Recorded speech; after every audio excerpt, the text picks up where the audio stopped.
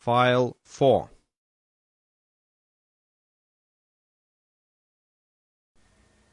How slowly those dreadful 2 hours went by. Once I heard a low rasping sound, which I took to be the creature licking its own fur. Several times those greenish eyes gleamed at me through the darkness, but never in a fixed stare, and my hopes grew stronger that my presence had been forgotten, or ignored. At last the least faint glimmer of light came through the windows.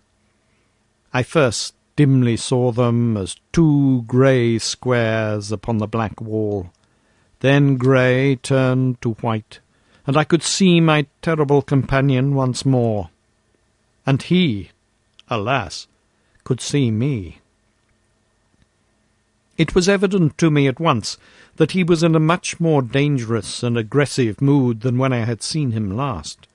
The cold of the morning had irritated him, and he was hungry as well.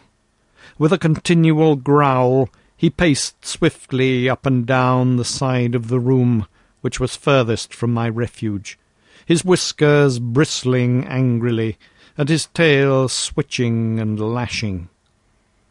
As he turned at the corners, his savage eyes always looked upwards at me with a dreadful menace. I knew then that he meant to kill me. Yet I found myself, even at that moment, admiring the sinuous grace of the devilish thing, its long, undulating, rippling movements, the gloss of its beautiful flanks, the vivid, palpitating scarlet of the glistening tongue, which hung from the jet-black muzzle. And all the time that deep, threatening growl was rising and rising in an unbroken crescendo. I knew that the crisis was at hand. It was a miserable hour to meet such a death, so cold, so comfortless, shivering in my light dress clothes upon this gridiron of torment upon which I was stretched. I tried to brace myself to it, to raise my soul above it, and at the same time, with the lucidity which comes to a perfectly desperate man, I cast round for some possible means of escape. One thing was clear to me. If that front of the cage was only back in its position once more, I could find a sure refuge behind it. Could I possibly pull it back? I hardly dared to move, for fear of bringing the creature upon me.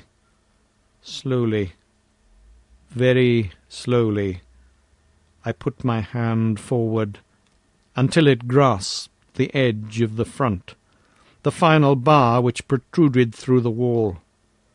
To my surprise, it came quite easily to my jerk. Of course, the difficulty of drawing it out arose from the fact that I was clinging to it. I pulled again, and 3 inches of it came through. It ran, apparently, on wheels. I pulled again, and then the cat sprang. It was so quick, so sudden, that I never saw it happen. I simply heard the savage snarl, and in an instant afterwards the blazing yellow eyes, the flattened black head with its red tongue and flashing teeth, were within reach of me. The impact of the creature shook the bars upon which I lay, until I thought, as far as I could think of anything at such a moment, that they were coming down. The cat swayed there for an instant, the head and front paws quite close to me, the hind paws clawing to find a grip upon the edge of the grating. I heard the claws rasping as they clung to the wire netting, and the breath of the beast made me sick. But its bound had been miscalculated. It could not retain its position. Slowly, grinning with rage and scratching madly at the bars, it swung backwards and dropped heavily upon the floor. With a growl, it instantly faced round to me and crouched for another spring. I knew that the next few moments would decide my fate. The creature had learned by experience. It would not miscalculate again. I must act promptly, fearlessly, if I were to have a chance for life. In an instant I had formed my plan. Pulling off my dress coat, I threw it down over the head of the beast. At the same moment I dropped over the edge, seized the end of the front grating, and pulled it frantically out of the wall. It came more easily than I could have expected. I rushed across the room, bearing it with me, but as I rushed, the accident of my position put me on the outer side. Had it been the other way, I might have come off scatheless. As it was, there was a moment's pause as I stopped it and tried to pass in through the opening which I had left. That moment was enough to give time to the creature to toss off the coat with which I had blinded him, and to spring upon me. I hurled myself through the gap and pulled the rails to behind me, but he seized my leg before I could entirely withdraw it. One stroke of that huge paw tore off my calf as a shaving of wood curls before a plane.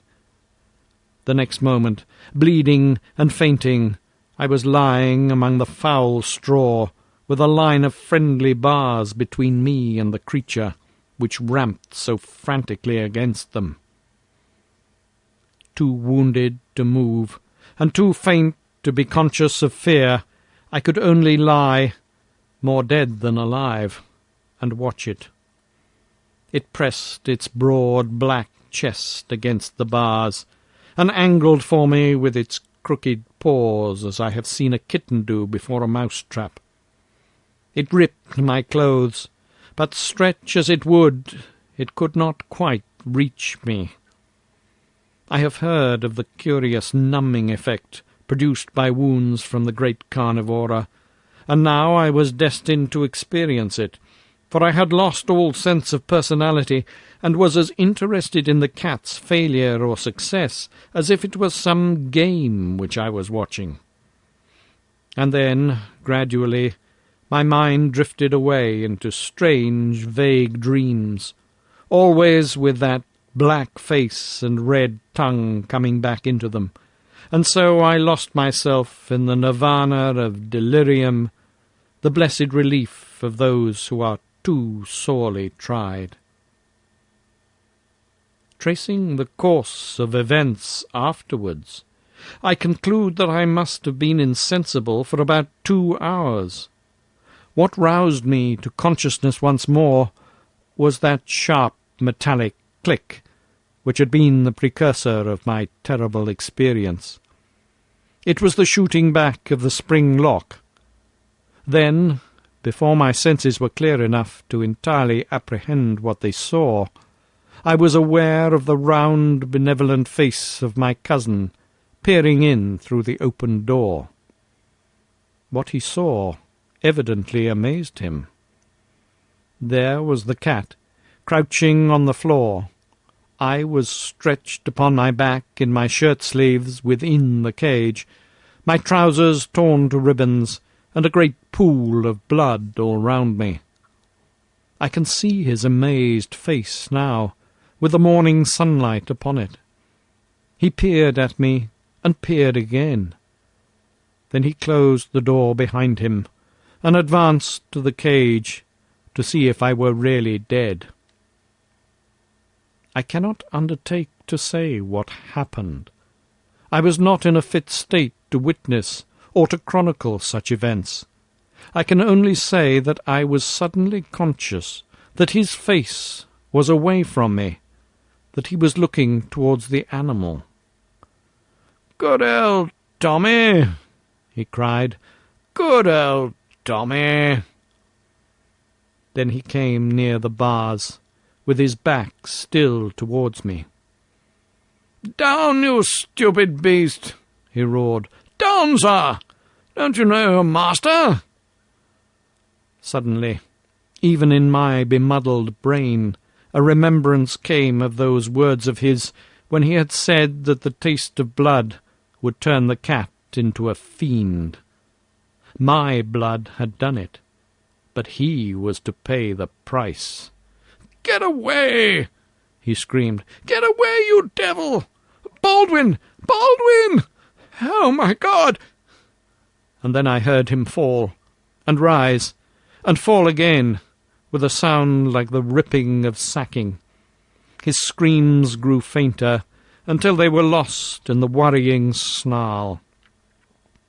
And then, after I thought that he was dead, I saw, as in a nightmare, a blinded, tattered, blood-soaked figure running wildly round the room, and that was the last glimpse which I had of him before I fainted once again.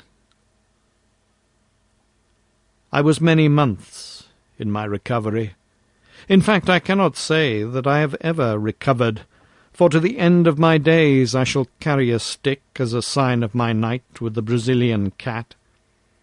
Baldwin, the groom, and the other servants could not tell what had occurred when, drawn by the death-cries of their master, they found me behind the bars, and his remains, or what they afterwards discovered to be his remains, in the clutch of the creature which he had reared. They stalled him off with hot irons, and afterwards shot him through the loophole of the door before they could finally extricate me. I was carried to my bedroom, and there, under the roof of my would-be murderer, I remained between life and death for several weeks. They had sent for a surgeon from Clipton and a nurse from London, and in a month I was able to be carried to the station and so conveyed back once more to Grosvenor Mansions. I have one remembrance of that illness, which might have been part of the ever-changing panorama conjured up by a delirious brain, were it not so definitely fixed in my memory. One night, when the nurse was absent, the door of my chamber opened, and a tall woman in blackest mourning slipped into the room. She came across to me, and as she bent her sallow face, I saw by the faint gleam of the night light that it was the Brazilian woman whom my cousin had married. She stared intently into my face, and her expression was more kindly than I had ever seen it. "Are you conscious?" she asked. I feebly nodded, for I was still very weak. "Well, then, I only wish to say to you that you have yourself to blame. Did I not do all I could for you? From the beginning I tried to drive you from the house. By every means short of betraying my husband, I tried to save you from him. I knew that he had a reason for bringing you here. I knew that he would never let you get away again. No one knew him as I knew him, who had suffered from him so often. I did not dare tell you all this. He would have killed me. But I did my best for you. As things have turned out, you have been the best friend I have ever had. You have set me free, and I fancied that nothing but death would do that. I am sorry if you are hurt, but I cannot reproach myself. I told you that you were a fool, and a fool you have been." She crept out of the room, the bitter, singular woman, and I was never destined to see her again.